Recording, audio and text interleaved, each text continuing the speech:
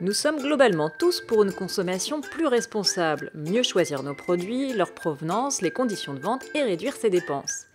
Il y a 30 ans se créent les premières AMAP, ces partenariats entre un groupe de consommateurs et une exploitation locale. Depuis, face au succès et une demande grandissante, de plus en plus d'initiatives ont vu le jour, comme les fameux paniers bio, les achats locaux groupés ou récemment la ruche qui dit oui. Et là, c'est vraiment très simple de consommer responsable. On s'abonne à la ruche de son quartier. Y sont représentés différents producteurs locaux qui, chaque semaine, proposent des produits selon la saison et la production.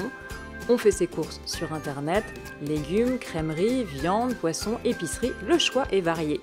Puis on va directement à sa ruche chercher ses achats lors de la distribution qui a lieu une fois par semaine dans un local de son quartier. Consommer responsable, c'est facile quand on connaît. Face à l'abondance de messages, ce n'est pas toujours évident de s'y retrouver. Grâce à de plus en plus d'outils informatifs, nous pouvons désormais accéder facilement à ces informations. C'est ce que propose le site Yes We Green de l'agence GreenRed. Une carte géolocalisable vous indique où trouver les bars, les restaurants ou les épiceries éco-responsables. L'idée de créer une plateforme digitale, un site internet et une application est venue d'un constat tout simple.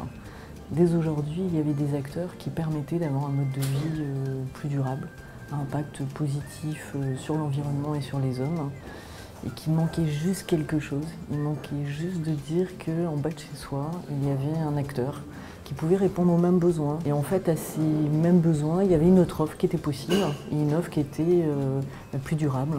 Donc on allait sur des dimensions, le circuit court, l'économie circulaire, la mobilité douce, la nature en ville.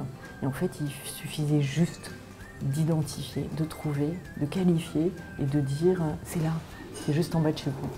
Réfléchissons avant d'appuyer sur son interrupteur, car là aussi on peut consommer intelligent et responsable. Il existe des solutions alternatives pour limiter notre consommation d'énergie. Lors des premiers froids, pour ne pas allumer tout de suite son radiateur, le designer italien Marco Zadaggia vient de mettre au point Igloo, un chauffage d'appoint sans électricité. On gagne jusqu'à 3 degrés dans une pièce de 20 mètres carrés pendant minimum 5 heures et en plus ça décore. Dans le même style, il existe un pommeau de douche économisant jusqu'à 70% d'eau grâce à un système atomisant l'eau en millions de gouttelettes d'eau. Maintenant, à nous consommateurs de bien choisir.